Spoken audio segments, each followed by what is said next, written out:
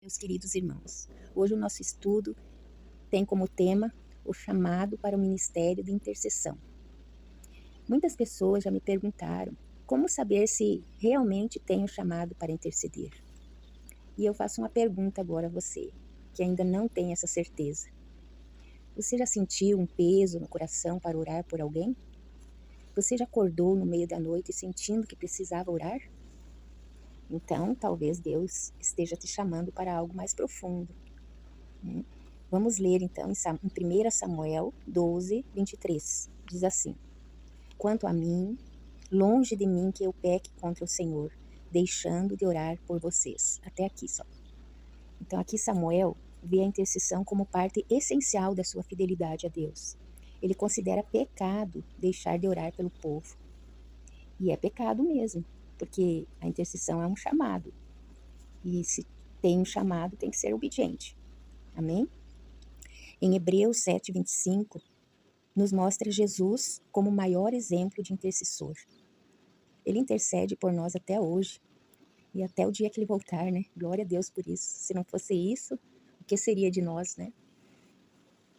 Eu vou citar aqui agora alguns sinais do chamado de intercessão. Primeiro, desejo profundo de orar, mesmo sem motivos aparentes. É um impulso que você tem que leva você a orar, né? É o Espírito Santo tocando em você para você orar, mesmo que não tenha motivo. Porque quando você começa a orar, Deus coloca os motivos. E olha que tem motivos, porque quando o intercessor começa a orar, é difícil de parar, porque vem um motivo atrás do outro na sua mente, no seu coração, né? Segundo, sensibilidade espiritual aguçada. Você percebe as cargas espirituais em ambientes, em pessoas, né? Então você tem essa sensibilidade. Terceiro, é despertado por Deus em horários específicos para orar. Então, às vezes de madrugada, você está dormindo, já me aconteceu isso muitas vezes, parece que alguém faz assim, toque, toque, toque na janela, na porta, e eu acordo, né, e já sai todo o meu sono, e eu já levanto, me ajoelho e começo a orar. E tem momentos também que eu estou de dia, em qualquer lugar, e vem aquela intercessão, aquele momento de uma intercessão rápida, né? Chamam até de, eu não estou lembrada agora o nome, mas é uma intercessão rápida que você faz ali por algum motivo e já te dá paz no coração, porque você obedeceu à voz de Deus. É a intercessão relâmpago. Quarto, recebe confirmação através da palavra, sonhos ou palavras proféticas, né? Aqui é o Espírito respondendo você através desses meios. Então, muitas vezes você termina de interceder, você vai na palavra, Deus te dá um versículo ali, né, te confirmando aquilo que você orou. Ou te dá um sonho, ou te dá uma palavra profética. 5. Se sente realizado e em paz quando está intercedendo. Quando você não intercede, parece que algo está faltando. Se você passa um dia sem interceder, dá um vazio, né? Parece uma saudade de ficar ali nos pés do Senhor, orando, né? Então, o intercessor só se sente realizado orando, intercedendo. O que é ministério de intercessão? Primeiro, é uma missão secreta, mas poderosa no reino de Deus. Por que secreta? Porque muitas vezes o intercessor, ele não é conhecido por ninguém, né? Deus chama a pessoa para orar, mas às vezes ninguém a conhece, né? Então é algo oculto, né? É o que está no coração da pessoa, de estar ali intercedendo pela igreja, intercedendo pelas nações, pelos missionários, pelos pastores, pelos líderes, né? Pelo país, pela nação, pelos governantes. Então essa é a missão secreta, porque você sabe que você fazendo, cumprindo essa missão, você vai estar protegendo o reino de Deus através da intercessão. Segundo, pode atuar na igreja local, em grupos ou de forma individual. Então, os intercessores, eles podem formar grupos numa igreja local para estar ajudando ali no ministério pastoral, em todos os ministérios da igreja. Também pode orar individualmente, né, pelas causas. Terceiro, requer constância ou perseverança, né? Discernimento, compaixão e amor. Aí eu venho a pergunta, como responder a esse chamado? Primeiro, nós devemos começar respondendo o chamado orando, né? Muitas vezes a gente pensa que não tem o chamado, mas quando a gente começa a orar, Deus vai aprofundando aquela oração de tal forma que você se torna o intercessor, né? Busque orientação espiritual de líderes maduros. Isso aqui eu fiz muito.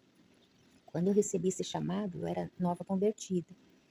Mas a primeira coisa que eu fiz foi ir atrás daquelas mulheres que já tinham um currículo grande de intercessão na igreja. E quando nós nos ajuntávamos, o fogo era derramado no local. E eu fui aprendendo tudo com elas ali, né? E eu amava estar ali junto com essas mulheres mais velhas que eu na época, né?